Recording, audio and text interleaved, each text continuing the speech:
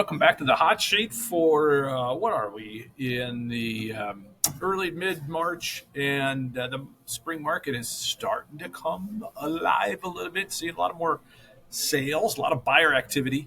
Still waiting for the rush of homes. I think there's a lot of people in the preparation stages.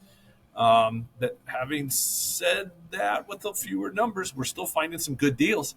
Almost have a Midtown Omaha takeover of this week's best 3 homes to hit the market priced under $300,000, if you can believe that. Rarely do we see under 300 in Midtown at all, and here we are finding 2 of them, starting with 5206 Leavenworth Street. And my friends Peter and Jen Manhart have a really nice property here. This is a unique property in that they are also selling, this is the corner of 52nd and Leavenworth. There's an office building right next to this, owned by the same person. They love to sell both of them together. I don't think it's a requirement, but they're trying to do it that way. This house here at 5206 is a little dated on the inside, but for $245 in Midtown, I know it's on a busy street on Leavenworth, but it is, yeah, there we go. Kitchen's a little dated. Man, a little would go a long ways in this. And so I still think it's a fairly good deal being on Leavenworth, especially if you've got a home office right next to you, small entrepreneur, whether it's dental practice, clinical psychology, that type of thing.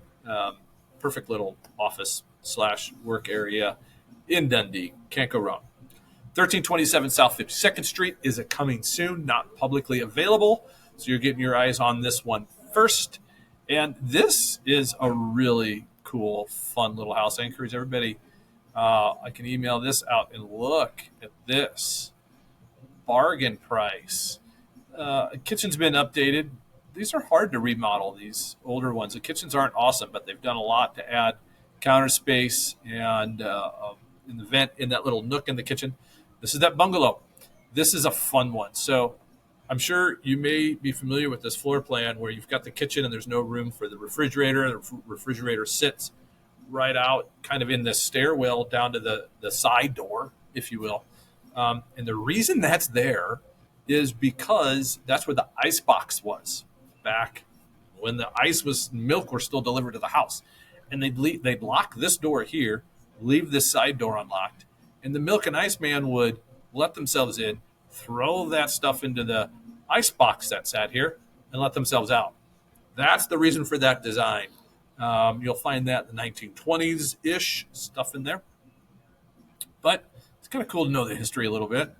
The other thing to note is on these bungalows, these story and a halves, there is a significant value increase if you can access this bathroom from the living room as opposed to having to go through both bedrooms.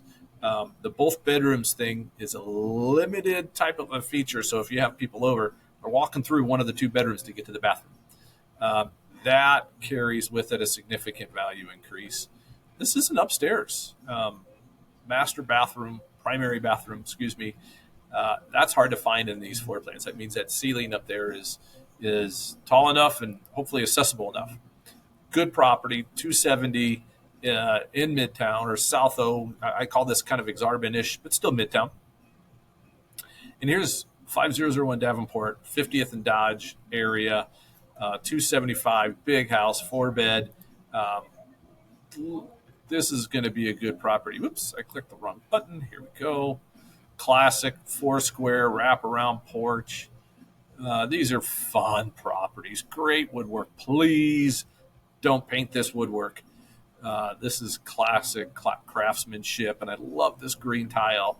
Very period. Please, this isn't your classic gossip bench that would be over by the stairs, but still, this vent, gravity-fed vent here is just classic period. Great home for you classic lovers. This is excellent, and at $275, that's still a bargain. The other thing I want to bring to your attention this week, as I switch over to my data, and let's see if I can, here I come. Each week, I chart different metrics of the market, see how we're doing. Some are lagging indicators, results of where, like, the number of sales is a lagging indicator. A predictor of sales, an indicator of the data is, say, like this price changes. And what do I mean by that? Price changes in the last 7 days will indicate how strong the market is. Homeowners don't have to reduce if they're getting offers and getting lots of activity. So this indicates to me the fact that we're down significantly in the number of homes that have had to reduce their price. That means strong activity, strong buyer activity.